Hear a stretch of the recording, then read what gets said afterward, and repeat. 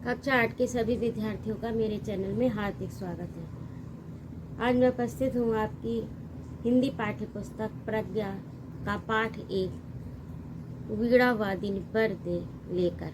ये एक प्रार्थना है और ये कविता है। ये कविता के द्वारा माँ सरस्वती की वंदना की गई है और इसके रचयिता हैं सूर्यकांत त्रिपाठी निराला जी। इन्होंने माँ सरस्वती की आराधना की है। तो आइए इसका अर्थ देखते हैं। पहला है कि बरदे वीणा वादिनी बरदे, प्रिय स्वतंत्र रब अमृत मंत्र नव, भारत में भर दे।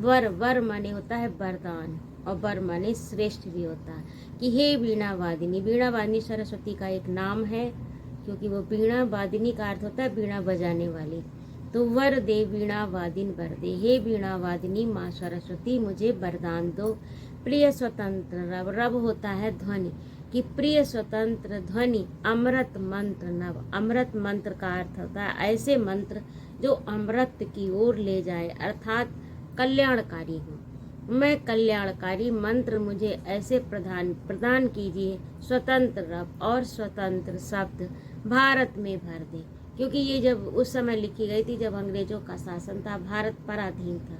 तो उसी समय उसी के प्रभाव से प्रभावित होकर कवि ने लिखा है कि हे वीणा वादिनी मुझे ऐसा वर दे कि जिससे भारत में ऐसा अमृत मंत्र दे कि जिससे भारत में स्वतंत्र रब का अर्थ होता है बोली, वाणी, ध्वनि, जो हर व्यक्ति अपनी स्वतंत्र भाषा हो जिसकी बोल सके, क्योंकि परतंत्रता थी ना उस समय। अमृत मंत्र नव, भारत में ऐसा अमृत मंत्र भारत में भर दे कि जिससे कि सभी का कल्याण हो। काट अंध उर के बंधन स्तर, काट माने काटो, अंध माने अंधेरे, उर माने हृदय के बंधन। अंधेरे यानी जो हृदय में अंधकार छाया हुआ है वह भगवती काट दो। हे वीणा वादिनी वह बंधन काट दो। महाजननी ज्योतिर्मय निर्झर, और ज्योतिमय निर्झर अंधकार के बंधन काट कर प्रकाश का निर्झर प्रवाहित कर दो। जननी का अर्थ होता है माँ। हे माँ बहा दो ज्योतिर्मय ज्योति युक्त, निर्झर माने झरना, ज्योति युक्त यानी प्रकाश युक्त निर्झर प्रवाहित कर दो।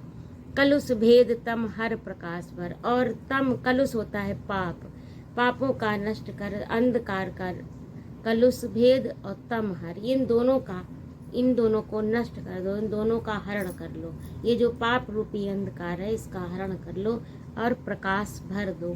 जगमग जग कर दे, और ये संसार को प्रकाश, ये संसार जगमगाने लगे, यानी अंधकार और पाप का हरण करके इस जगत को प्रकाशित कर दो जो कि जगमग करने लगे।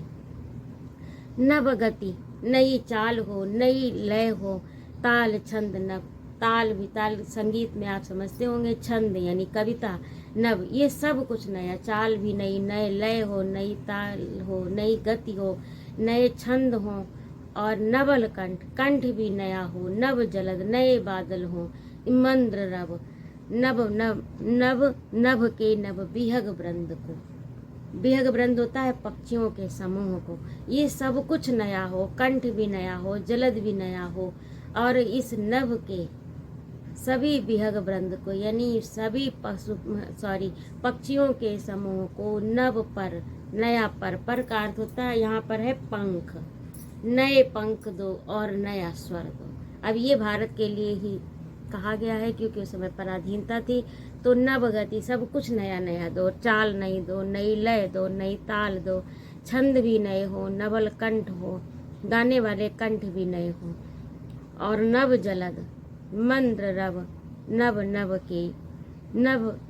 के नव बिहग वृंद को, नए आकाश के नए पक्षी समूह को नया पंख और नया स्वर दो। तो ये जो था आपका पाठ था।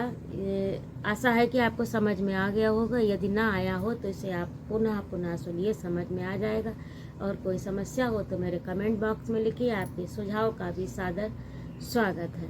आज के लिए इतना ही। अगले अंक में मैं उपस्थित होती हूँ आपका अभ्यास कार्य लेकर। स्वस्थ रहिए, आनंद रहिए। जय माँ भारती। और यदि आपको मेरा पढ़ाना अच्छा लगता हो तो कृपया मेरे चैनल को सब्सक्राइब करिए, मुझे सपोर्ट करिए।